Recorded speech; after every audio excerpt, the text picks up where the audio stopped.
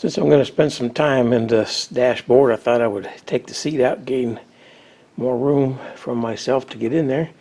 And first thing I'm going to work on is a voltmeter gauge that he had, or someone had, on the steering wheel column.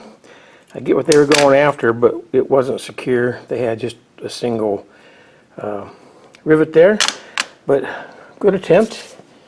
However, I have relocated it.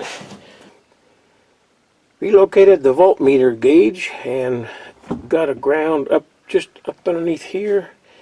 It was going to the engine valve cover. Doesn't need to travel that far.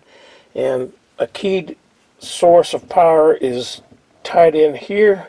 I don't typically use these connectors, but since it's up in an area that's not exposed to weather, that'll work fine there. So looking for a power source brought me to this fuse box, which we need to fix because that top fuse is nothing but tinfoil, and that's a fire waiting to happen. I'm going to chase that down. It's an aftermarket wire, I think, because it's this goes into the right here, goes into back to the engine bay. So that was added after the fact, but we'll see if we can't find a better connection for that existing wire that's in the fuse, and check these fuses for a power source.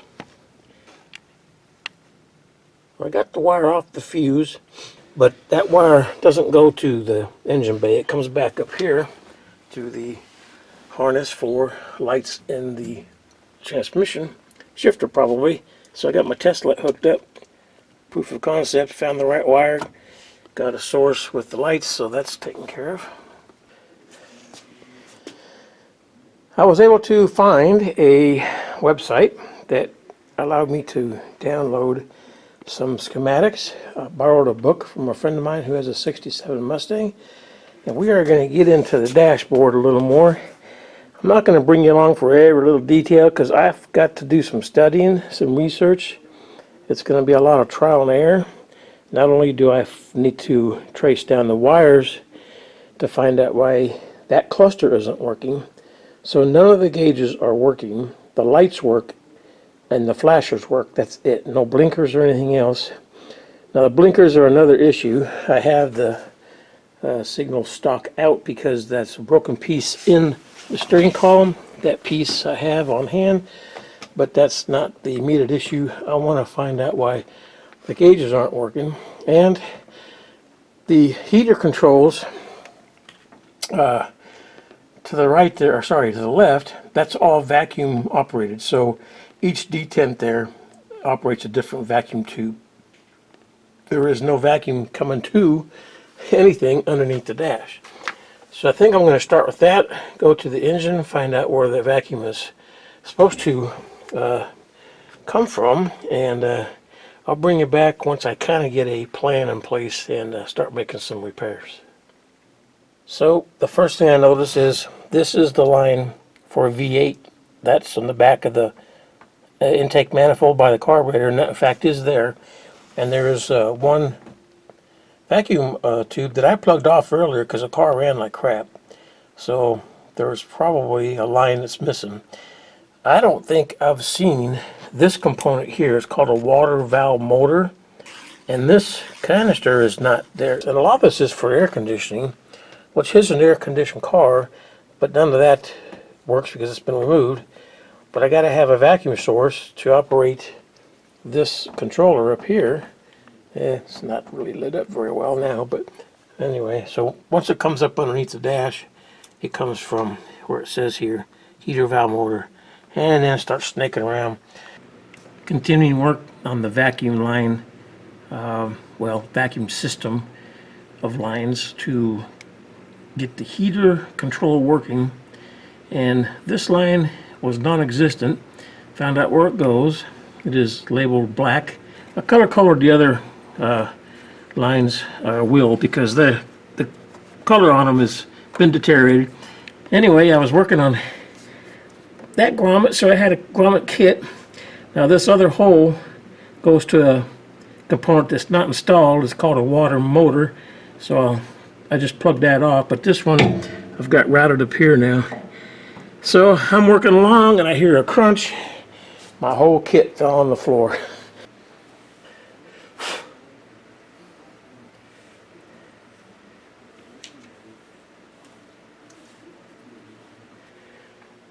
So all the vacuum tubes are corrected now to the actuators they're supposed to go to.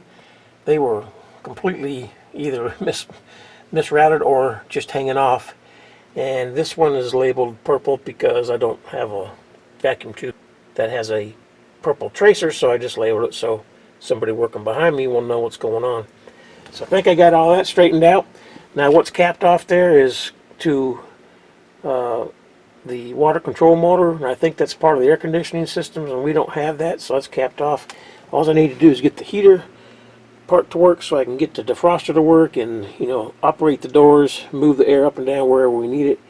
And I still have to get this heater secured, so we're not out of the woods yet. And then once I get that figured out, we got to get into the instrument cluster because none of the gauges are working. There's the vacuum source from the back of the intake. I ran the line up with the other one that goes into the dash, and the canister is on the wheel well of all things, but that's installed now. Got the letter D. Little details like that make me happy. It showed up today just after the owner was here actually, and I was able to find that on eBay. Just one letter, it's all we needed, so that's all we paid for. It was a good deal just to find it, and it's a good shape. It looks like it's too close to the R at this angle, but believe me, I measured it 18 times, and it's dead on. So I think I'm going to stop the video, this part of the series anyway.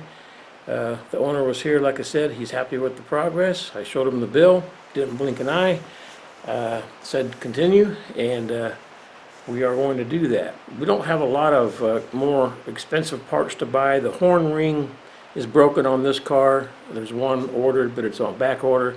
It's with shipping about $100, and that's about the biggest part cost we have that I can think of right now.